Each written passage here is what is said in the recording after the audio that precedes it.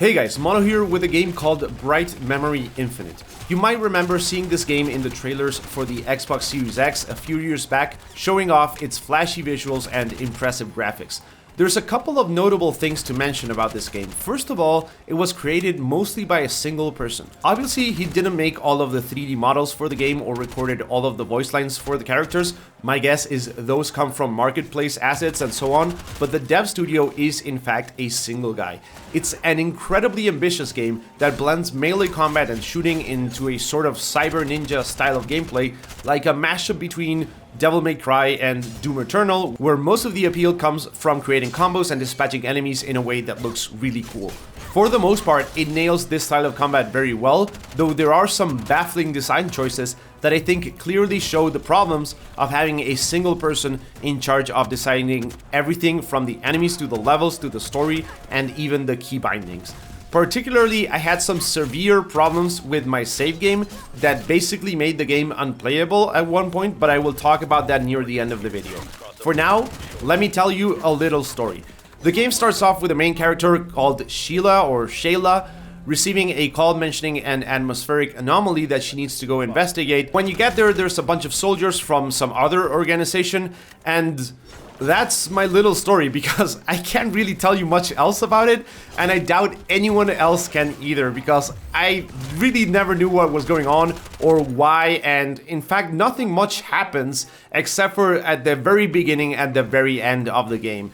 In any case, you're thrown into this island with a raging storm and you're soon fighting generic soldier dudes and these ancient supernatural beings that tie more into the melee part of the combat, requiring you to parry their attacks to break their guards and actually be able to damage them. The game is at its best when you're fighting these types of enemies. Ranged enemies, though easy to take down, are often too far away for you to use any of your cool moves on them, so you just shoot them and the shooting is fine, but it's not like spectacular or anything.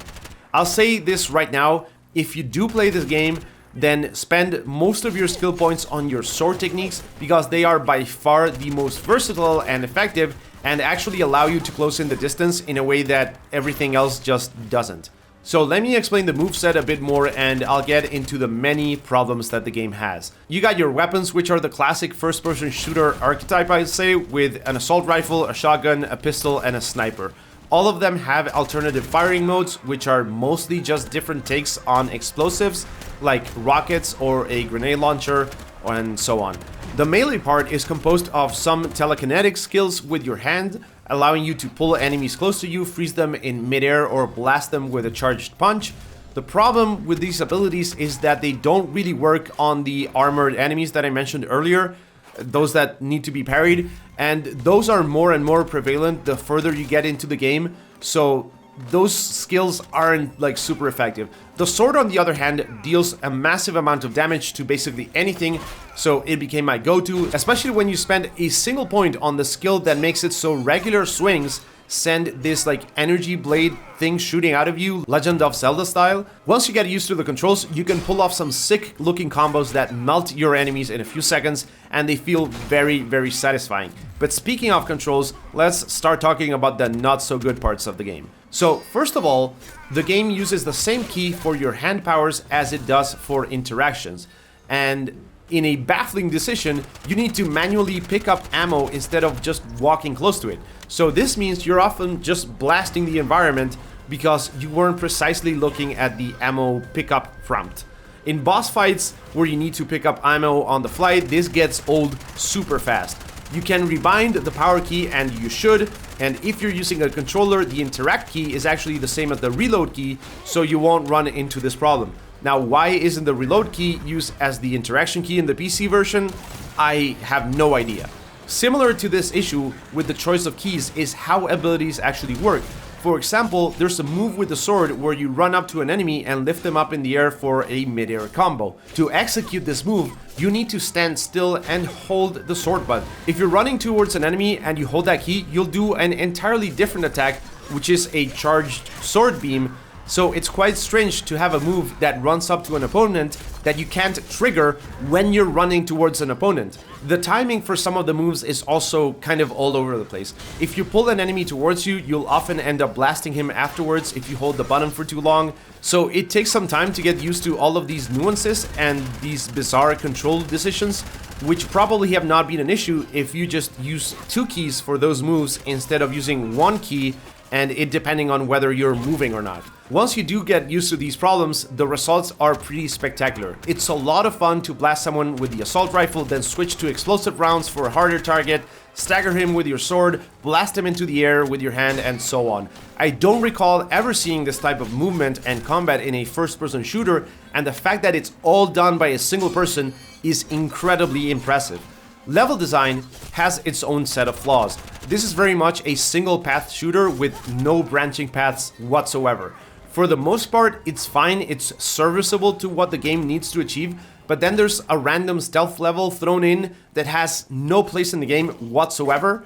It doesn't play to the game's strengths, it isn't fun, and it just shouldn't be there. There's also a vehicle section where you drive around and shoot enemy vehicles, and these sections actually feel like they're more there to prove a point than anything else. It's almost like the designer saying like, oh, I can make like the cool action melee shooter thing, but I can also do a stealth mechanic game if I actually wanted to. I wish more time had been spent further developing enemy variety and nailing down the control scheme rather than making those sections that you really never want to play through again.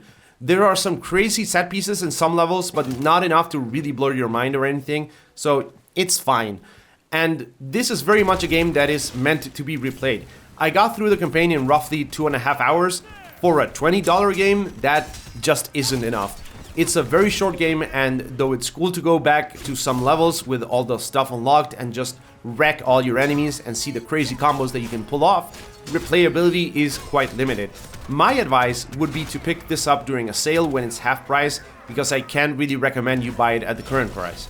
Performance was okay. I'm running the game on a very high-end PC and was running everything maxed out with ray tracing set at medium and DLSS off, and had frame rates above 60 frames per second at all times, roughly around like 70 to 80 range. If you want to see my PC specs, check out the video description. I did run into a serious problem with the mission select menu, where any mission I selected just wouldn't load. A cutscene would play and then I'd be dumped straight into the main menu. I was still able to play the game by using the continue option, or I guess loading a new game, which I didn't do, but that's a significant, if not fatal flaw for a game where replaying your favorite missions will be the main appeal once you're done with the campaign. Graphically, it looks impressive. It doesn't look next gen. It looks like a really good looking PlayStation 4 game, or perhaps a bit more, but you know, it was shown as this graphical masterpiece. At some points, I don't think it is. It looks fine, it looks good, but it didn't blow my mind away or anything. So that is pretty much it, guys. This is a fun game that has a very unique and rewarding playstyle, but the execution is lacking due to its length, some odd design choices, and a story that's barely there, and some strange, potentially game-breaking bugs with the mission selection that you might run into or might not. This is very much a wait until it's on sale title unless you want to reward the flawed but admittedly impressive work done by a single person. If you enjoyed this video, then please give it a like. It's been a while since I've done a review on the channel, and I'm glad to be making some different content and not just sticking to the same game over and over. So if you're a regular channel viewer, please let me know down in the comment section if you would like to see more videos like these. And as always, thank you for watching, and I hope I will catch you in the next one.